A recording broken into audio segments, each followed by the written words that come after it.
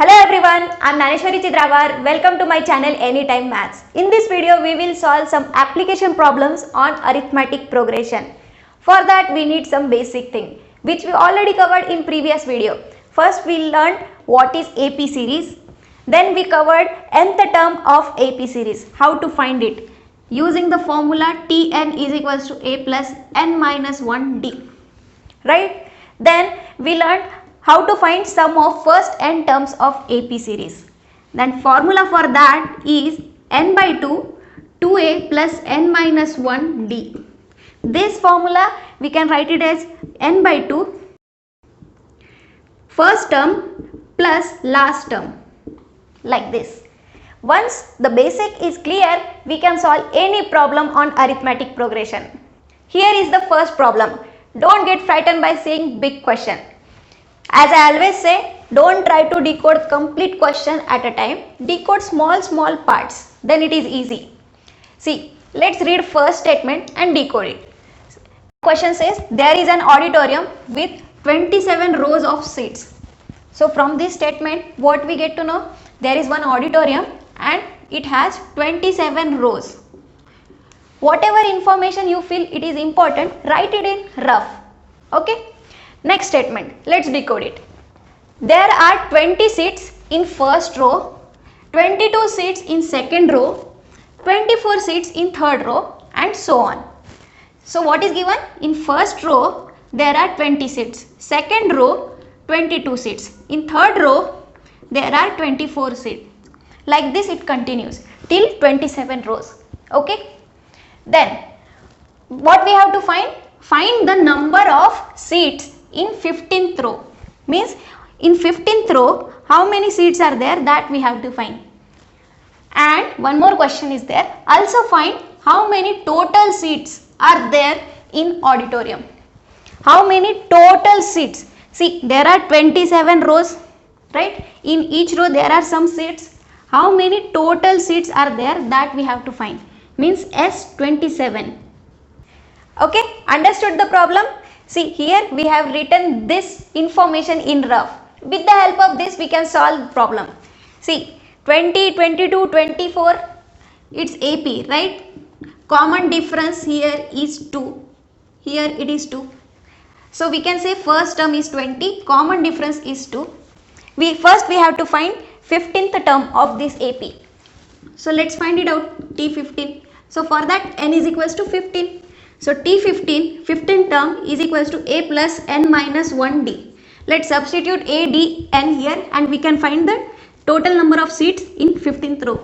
Okay, that is 20 plus 15 minus 1, 14 into 2. So 20 plus 28, it is 48. Understood? Easy? So this is our answer, first answer. In 15th row, there are 48 seats. Now let's find out second part, S27.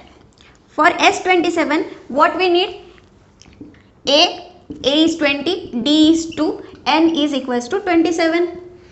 We can find S27, N by 2. So 27 by 2, 2A plus N minus 1, 26 into D.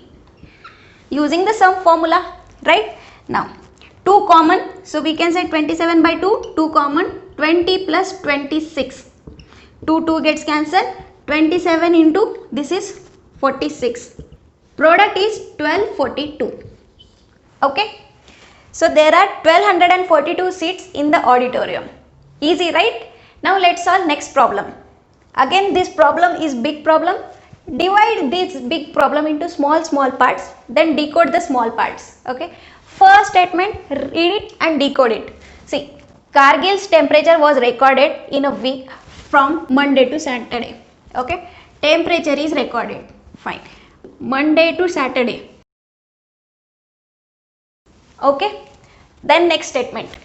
All recordings were in AP. So it is already given. All the recordings were in AP. Temperatures are in AP. Okay. Sum of temperature of Monday and Saturday was 5 degrees Celsius more than sum of temperature of Tuesday and Saturday. See what is given? Sum of temperature of Monday and Saturday is 5 degrees Celsius more. So 5 extra. than sum of temperatures of Tuesday and Saturday. This is simple. Saturday gets cancelled. So we can say Monday's temperature was 5 degree more than Tuesday's temperature. Right? This is our second hint. Fine. Now next part. If temperature of Wednesday was 30 degrees Celsius. It is already given. Wednesday's temperature was minus 30 degrees Celsius. Then find the temperature on other 5 days. Other 5 days that we have to find. Clear? Understood the question? See, here Wednesday's temperature is given. Okay, minus 30 degrees Celsius. Let's take D for the common difference. We can say Thursday's temperature will be minus 30 plus D. Fridays will be minus 30 plus 2D. And Saturdays will be minus 30 plus 3D. Right? Similarly, Tuesday's temperature will be minus 30 minus D. Monday's temperature will be minus 30 minus 2D. This is AP, right? Easy. See, here we got one equation. Monday's temperature is 5 degrees Celsius more than Tuesday's. So Monday's temperature is minus 30 minus 2D is 5 more than Tuesday. 30 minus D. 30 gets cancelled. So this on this side. So minus D is equals to 5. D is equals to minus 5. Common difference is minus 5 degrees Celsius. Now can we find the temperature? See, Wednesday it is minus 30 degrees Celsius. Thursday minus 30 minus 5. So minus 35. Friday minus 40. Saturday minus 45. Easy. Now this side. So this is minus 25 and this is minus 20 degrees Celsius. Okay, everything is in degree Celsius. This is our solution. Easy. Now let's solve next problem. This is little tricky problem, but don't worry, we'll solve it together. Here important thing is understanding the question and visualizing it. See, what is given? If sum of first P terms of AP is equals to sum of first Q terms, this is given. Sum of first P terms is equals to sum of Q terms. This is given. Okay. Then show that sum of its first P plus Q terms is 0. That we have to show. Here what is given? P is not equal to Q. P is not equal to Q. We have to show this sum of first P plus Q terms is 0. Okay. Now understand the problem. Visualize it. See, sum of first P terms of AP is equals to sum of first Q terms of AP. How is that possible? See, let's take AP series as like this. First term T1, second term T2, T3, like this AP series is there. And pth term, let's take TP as the pth term. Okay. Then Q term. Okay. Next term will be TP plus 1, TP plus 2, like this. Series continues. Say TQ term will come. Okay. Then again series continues. Visualize the problem. See, what is given? Sum of first P terms is equals to sum of first Q terms. How is that possible? Sum of these numbers is equals to sum of these numbers. When this happens? When sum of these terms is 0. Understood? When this happens? When sum of in between terms is 0. In two cases. When A is positive, first term positive and common difference is negative. This is first case. When A is negative and common difference is positive. This is the second case. In either of these cases, this situation comes. In between terms, sum of the in between terms can be 0. Okay. Now, let's solve this question mathematically. What is given? SP is equals to SQ. Okay, send this on RHS. So you will get SQ minus SP is equals to 0. Indirectly, we are taking this term as 0. See, SQ, sum of Q terms minus SP means we are taking these terms sum. Okay, sum of all these terms. We are equating all these terms to 0. Are you able to visualize this? Fine. Now, SQ minus SP is equals to 0. Now, let's solve this mathematically. Use the formula. Sn is equals to n by 2, 2a plus n minus 1 d. What will be the SQ?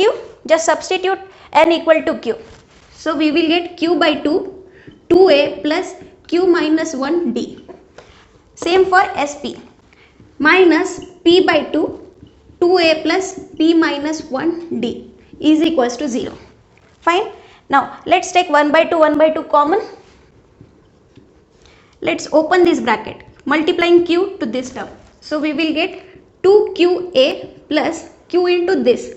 So q square minus q d. Again here we are opening this bracket, multiplying p to this bracket. So we will get minus 2pa minus p into this. So p square minus p d is equals to 0. See, 1 by 2 sending on that side. Okay. Now only this term a and a. So we can say 2 common, q minus p into a.